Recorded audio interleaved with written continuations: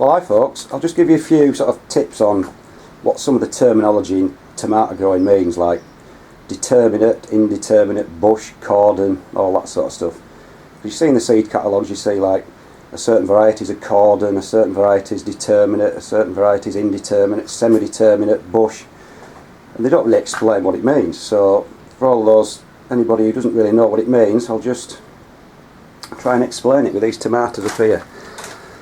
So basically, a cordon variety should really just say a tall variety, because it's a variety that you just keep growing up the cane as high as you want it to get, maybe 4, 5, 6 feet. So that's a cordon variety. And then you've got your bush or determinate varieties. So the reason they're determinate is because when they get to a certain height like this is called marmande, this is a bush variety or a determinate.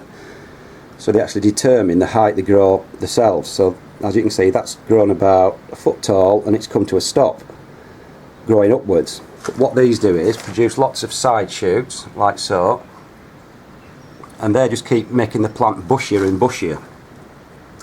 So the thing is with determinate or bush plants or semi-determinate ones, you'd never ever take the side shoots out, because if you do, you'll just end up with a plant that big and it won't grow any bigger. So you leave the side shoots in to make a bushier plant.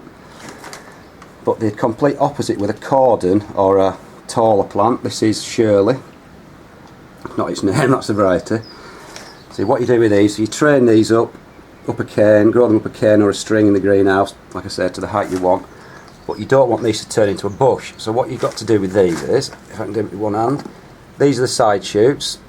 They grow at like 45 degrees in between the leaf branch and the stem. So you want to take all these out. Otherwise you'll end up with a bush, a very tall bush that will produce loads and loads of trusses, far too many trusses of fruit, and there won't be enough energy in the plant to produce decent sized tomatoes. So like I say, you just keep taking these side shoots out, and you want to get a bit careful when you get to the top. I don't know whether I can show you, because the actual growing tip, no I can't really show you, I'll try and get around this way. The growing tip, which is there, no, you can't see, actually looks a bit like a side shoot, but isn't. And if you pinch that off, it'll stop it growing upwards. So just be a bit careful when you get to near the top of the plant, or just leave it until you can be sure. But like I say, you just pinch all these side shoots out, and then when it gets to the sort of height that you want it to get, or if you've got like 5, 6, 7 trusses of fruit on, then pinch the top growing tip out of the plant, and that will stop it growing any taller. So that's a cordon variety or a tall variety. And with the bush ones, like I said, you just leave all the side shoots in to make a big bushy plant.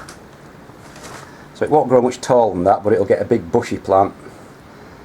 And then you get your trusses on the branches rather than on the main stem, as you do with the cordon. So basically I hope that explains the difference between a cordon, determinate, indeterminate, semi-determinate actually, which is like a bush one, but you can trim it a bit. So basically a cordon or an indeterminate variety, you just grow them up a cane, up the string, let them grow as tall as you want, and pinch all the side shoots out. And then a determinate one determines its own height, and you leave that, you don't pinch any of the side shoots out, because you want that to form into a bush. So basically that's the sort of silly names they have for tomato plants and the way they grow. They should just say bush or tall for me, and it'll just solve a lot of problems. So that's about it folks. Hope that helps any of the people who've sent me a message asking me what a cordon or a determinate, indeterminate, self-determinate means. So that's it folks. See you later.